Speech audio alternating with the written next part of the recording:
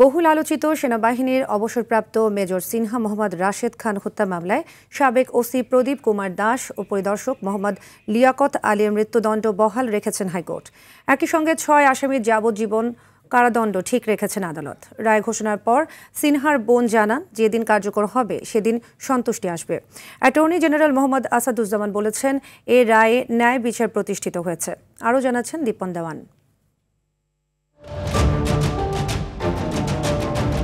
Cox's Bazar Teknaf marine drive সড়কের শামলাপুর তল্লাশি চৌকিতে 2020 সালের 31 জুলাই রাত 9:30টায় পুলিশের বাহারছড়া তদন্ত কেন্দ্রের তৎকালীন কর্মকর্তা পরিদর্শক লিয়াকত আলীর গুলিতে নিহত হন সিনহা মোহাম্মদ রাশেদ খান।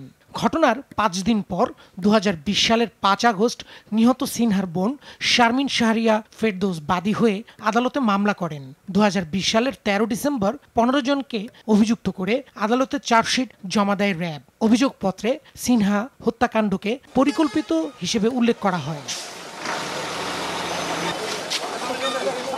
2022 সালের 31 জানুয়ারি কক্সবাজারের জেলা ও দায়রা জজ আদালত টেকনাফ থানার সাবেক ওসি প্রদীপ কুমার দাস ও বাহারছড়া তদন্ত কেন্দ্রের সাবেক পরিদর্শক লিয়াকত আলীর মৃত্যুদণ্ড ও 6 জনকে যাবজ্জীবন দণ্ড দেন। পরে 2022 সালের 8 ফেব্রুয়ারি মৃত্যুদণ্ড নিশ্চিতে ডেথ রেফারেন্স হাইকোর্টে আসে। পাশাপাশি কারাগারে থাকা দণ্ডিত আসামিরা আপিল করেন। সোমবার বিচারপতি মোহাম্মদ মোস্তাফিজুর রহমান ও বিচারপতি মোহাম্মদ সগির হোসেনের সমন্বয়ে করা হাইকোর্ট বেঞ্চ রায় ঘোষণা করেন। ট্রায়াল কোর্টের রায় সম্পূর্ণভাবে বহাল রাখা হয়েছে, কিন্তু রায়ের একটু খুঁত থেকে গেল। এসপি মাসুদ যদি সঠিক দায়িত্ব পালন করতেন তাহলে সিনহা সহ 200 থেকে 300 মানুষের জীবন এইভাবে হানি হতো না।